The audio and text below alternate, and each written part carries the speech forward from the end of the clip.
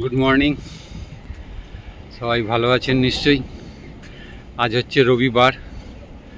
আজ চলেছি একটা নতুন ভিডিও, যেটা ভাব প্রচার পরিষদেরই, অশোকনগর। চলুন, এই হচ্ছে অশোকনগর স্টেশন। এখানে আসতে সময় লাগলো 1 ঘন্টা 10 মিনিট, আর 15টা স্টেশন কভার করে এলাম। এবার এখান থেকে অটো ধরে যাব রামকৃষ্ণ সারদা সংঘ। চলুন যাওয়া যাক।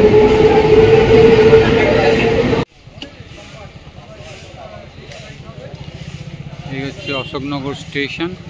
এবার এখান থেকে অটো ধরবো।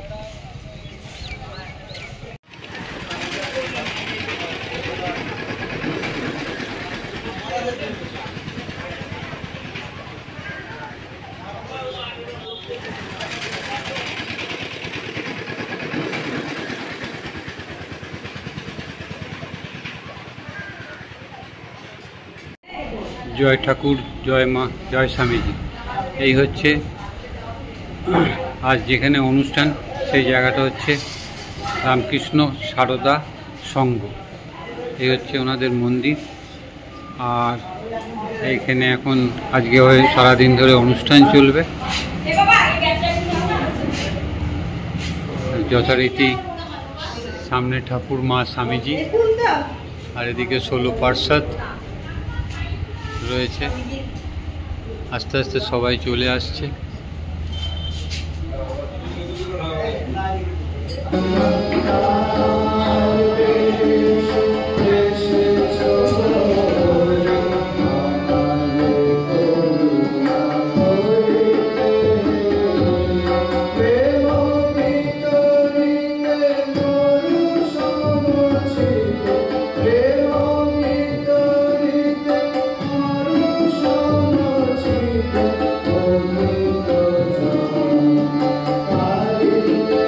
অফিস রুম, এখানে বই রয়েছে, যথারীতি ঠাকুর, মা, স্বামীজি, বিভিন্ন ছবি টানানো আছে।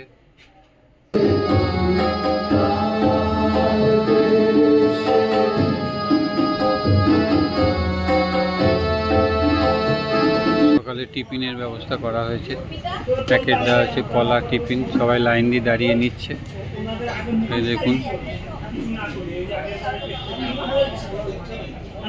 এই হচ্ছে অনুষ্ঠান মঞ্চ। আর একটু পরেই মহারাজ ঢুকবে। শাঁখ বাজিয়ে তাকে অভ্যর্থনা জানার জন্য মহিলারা সব রেডি হয়ে আছে। মহারাজ এসে গেছেন।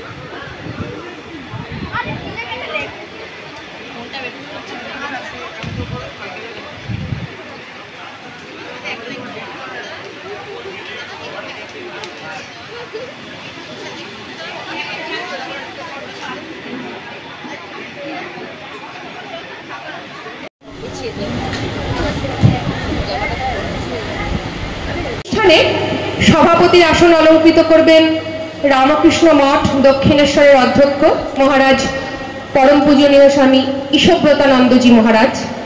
সভার প্রধান অতিথির ভূমিকায় রয়েছেন রামকৃষ্ণ ভাবানুরাগী যুব সম্মেলন উত্তর 24 পরগনা জেলা সমিতির আহ্বায়ক মাননীয় শ্রী প্রশান্ত চৌধুরী মহাশয় এবং বিশেষ অতিথি রূপে উপস্থিত আছেন অশোকনগর বিদ্যাসাগর বাণীভবন হাই স্কুলের প্রধান শিক্ষক মাননীয় ডক্টর মনোজ ঘোষ মহাশয়। ঠাকুর মা স্বামীজির চরণে আভূমি লুণ্ঠিত প্রণাম ও শ্রদ্ধা জ্ঞাপন করে উপস্থিত সকল শ্রদ্ধেয় মহতিগণকে সশ্রদ্ধ প্রণাম নিবেদন করে এবং উপস্থিত সকল যুব ভাই বোনদের স্নেহ ভালোবাসা জানিয়ে নমস্য মহারাজজির কাছে অনুষ্ঠান শুরু করার অনুমতি চাই। প্রথমে বৈদিক মন্ত্রোচ্চারণের মধ্য দিয়ে সম্মেলনের শুভ সূচনা করবে সংঘের পাঠচক্রের ছাত্রী রূপসা সাহা।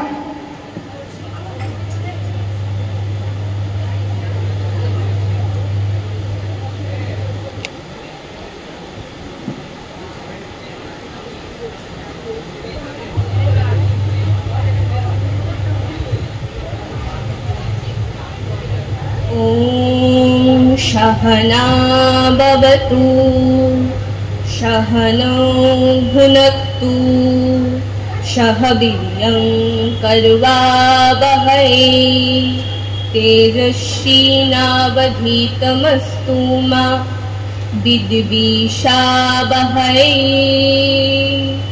ॐ शान्ति शान्ति शान्तिः। ॐ भद्रं कर्णेभिः शृण्वं देवा भद्रं पश्येमाक्षभिर्यजत्रा स्थिरैरङ्गैस्तुष्टुवागं शस्तनूभिः व्यसेम देवहितं यदायुः। स्वस्ति न इन्द्र विद्धश्रोवा स्वस्ति न पूषा विश्ववेदा स्वस्ति नस्तार्क्ष्य अरिष्टनेमि स्वस्ति न बृहस्पतिर्धातु। ॐ शान्ति शान्ति शान्तिः।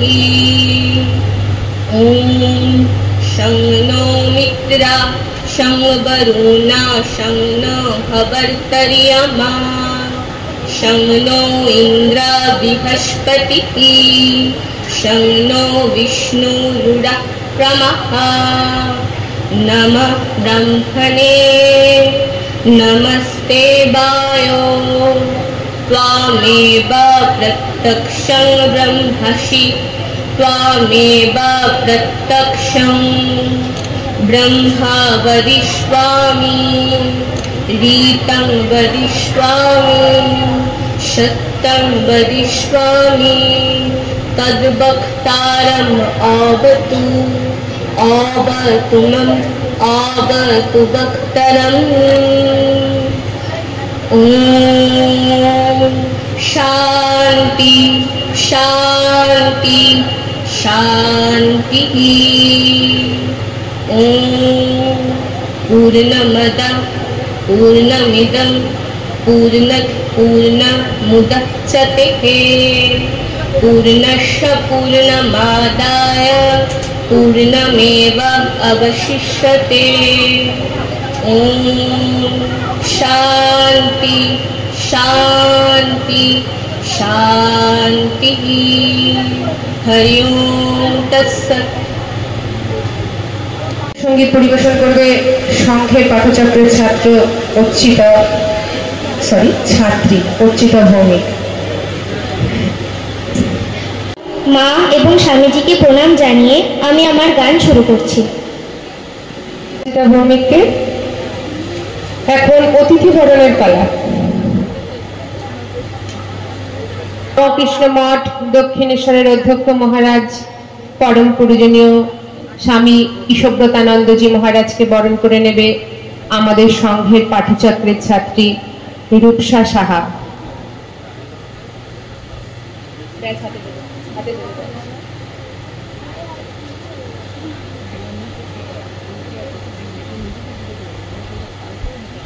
একটু ঘুরে ঘুরে একটুখানি একটু ঘুরে যাবে।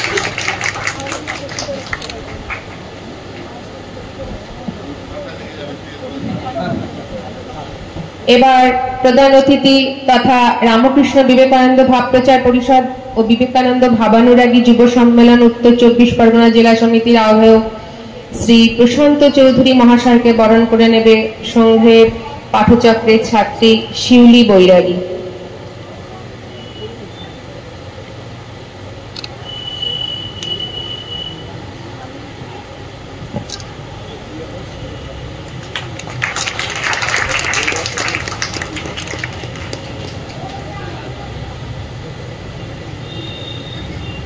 এবার বিশেষ অতিথি তথা অশোকনগর বিদ্যাসাগর বাণীভবন হাই স্কুলের মাননীয় প্রধান শিক্ষক ডক্টর মনোজ ঘোষ মহাশয়কে বরণ করে নেবে সংঘের পাঠচক্রের ছাত্রী সুদীপ্তা চক্রবর্তী।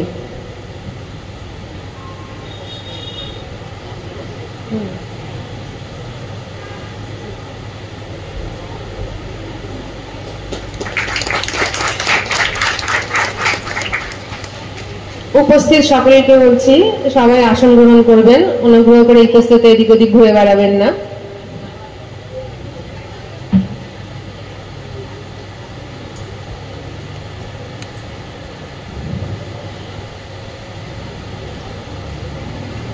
এখন স্বাগত ভাষণ প্রদান করবেন সংঘের সম্পাদিকা মাননীয়া শ্রীমতী সুমিতা মিত্র মহাশয়া।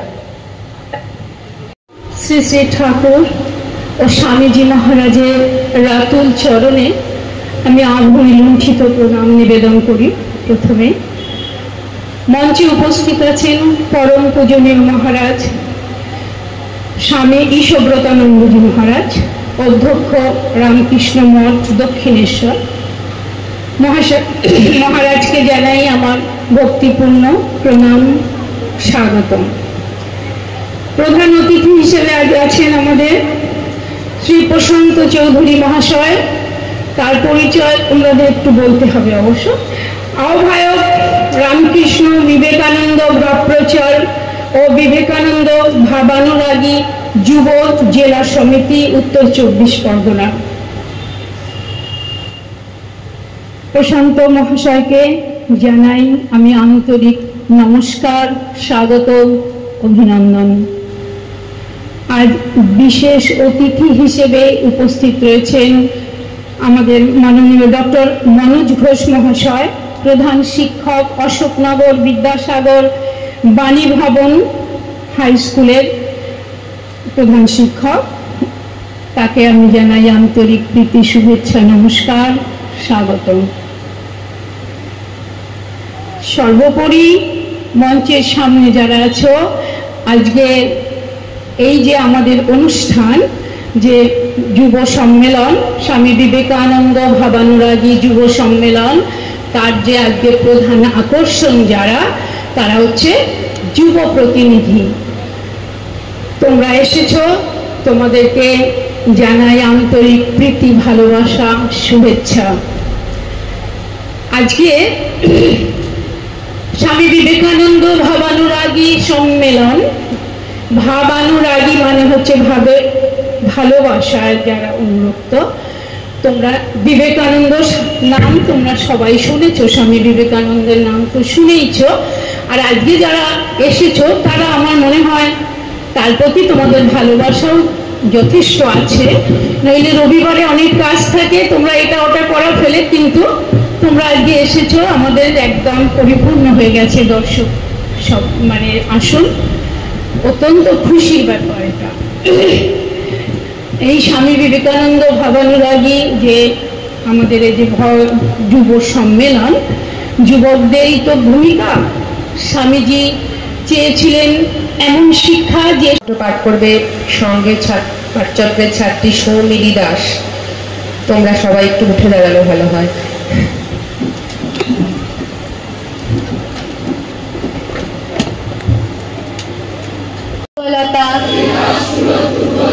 এই ঘৃণিত জঘন্য নিষ্ঠুরতা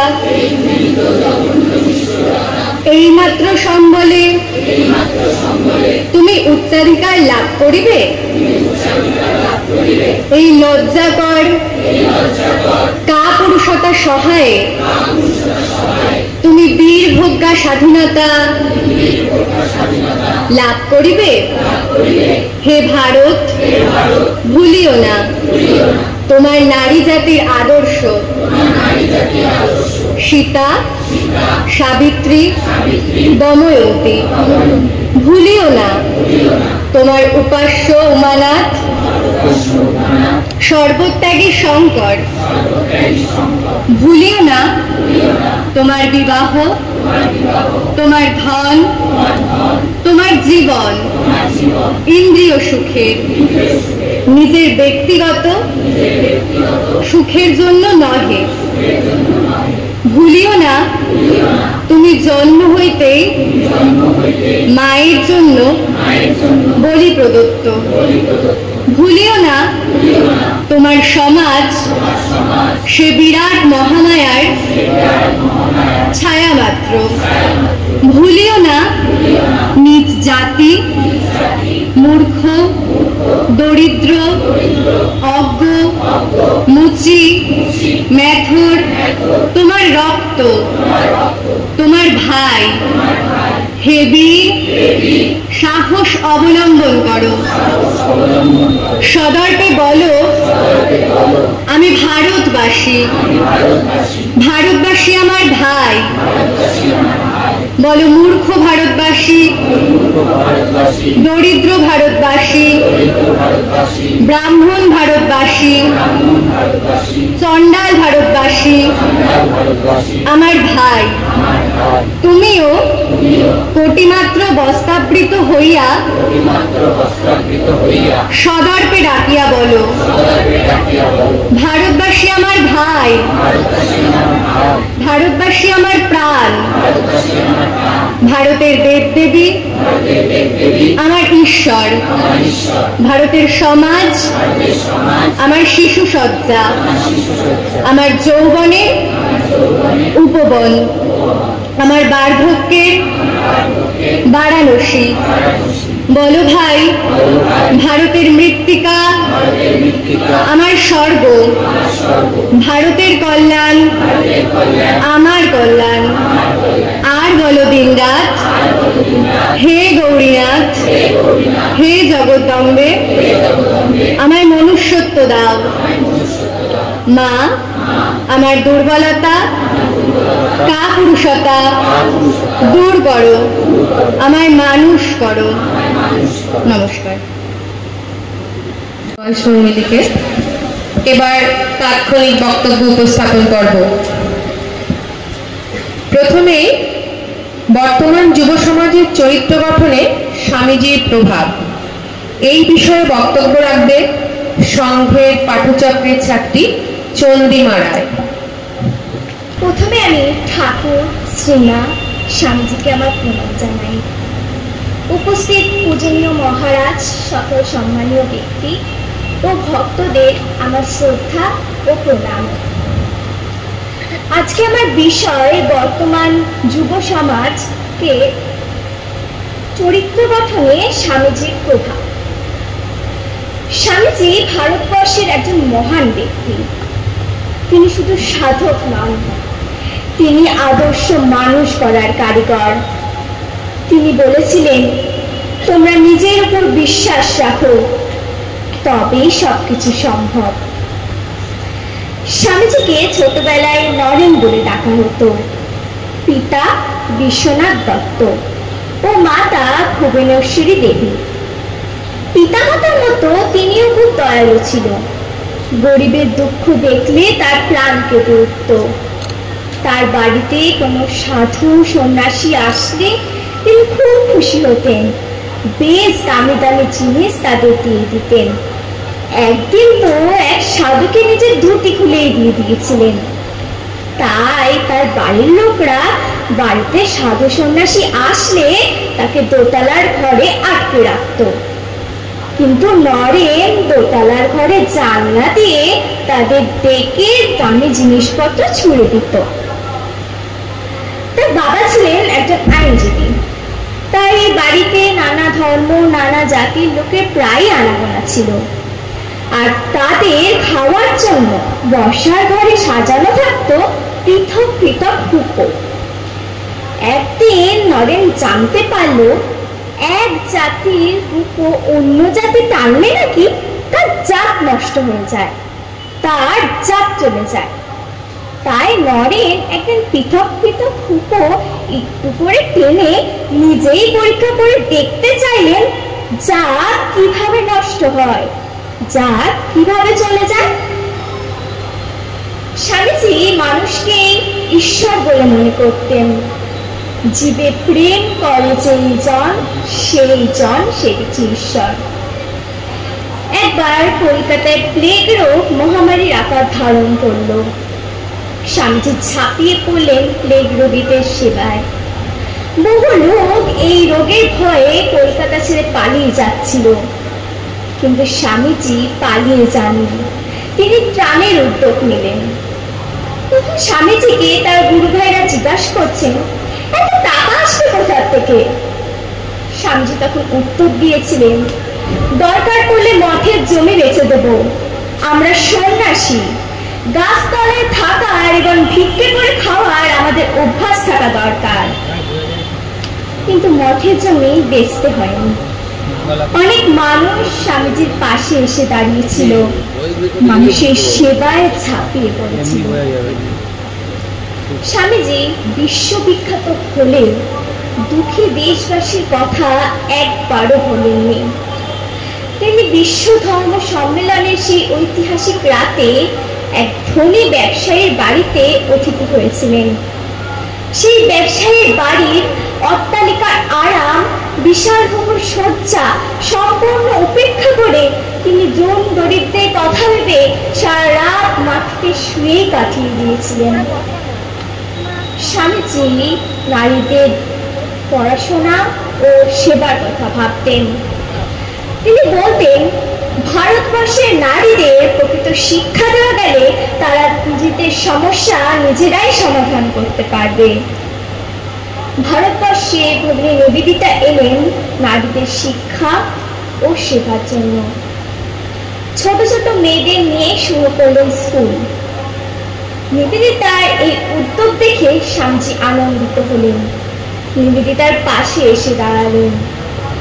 ভগিনী নিবেদিতা বাগবাজারে একটা অঞ্চল ভাড়া নিয়ে স্কুল শুরু করলেন মেয়েদের নিয়ে। স্বামীজি সারা জীবন অক্লান্ত পরিশ্রম করে গেছেন, তার কর্মধারা আজও বয়ে চলেছে। তিনি স্বদেশবাসীদের জাগরণের মন্ত্র দিয়েছিলেন, ওঠো জাগো, লক্ষ্যে না পৌঁছানো পর্যন্ত থেমো না। স্বদেশবাসীরা তার ডাক শুনেছিল। নারী পুরুষ সঙ্গে সন্ন্যাসীরা এক হয়ে দুস্থদের পাশে দাঁড়ালো। অনেকে গভীরভাবে বিশ্বাস করতেন যে ভারতবর্ষের মুক্তি আন্দোলনের সূচনা করেছিলেন স্বামী বিবেকানন্দ। স্বামীজি চাইতেন ভক্ত ও সন্ন্যাসীরা একসঙ্গে দুস্থদের সেবা করুক। সবার মত নিয়ে গড়ে উঠল রামকৃষ্ণ মিশন। এই মিশনের একমাত্র কাজ হবে জাতি ধর্ম নির্বিশেষে দুস্থের পাশে দাঁড়ানো, আদর্শ মানুষ তৈরি করা, নানা দেশ বিদেশে রামকৃষ্ণ মত তৈরি করা। স্বামীজি শুধু একজন ব্যক্তি নন, তিনি অনন্ত প্রেরণা।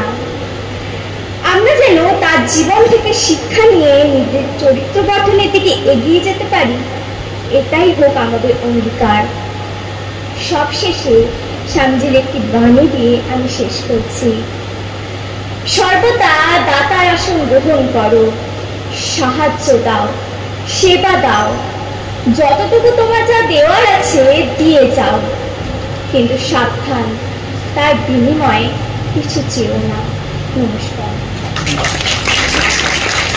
শ্রী শ্রী ঠাকুরমা স্বামীজির চরণে আমার প্রণাম জানাই এবং মঞ্চে উপস্থিত শ্রদ্ধেয় সকল ব্যক্তিবর্গকে এবং আমার সামনে উপস্থিত সকলকে আমার প্রণাম জানাই।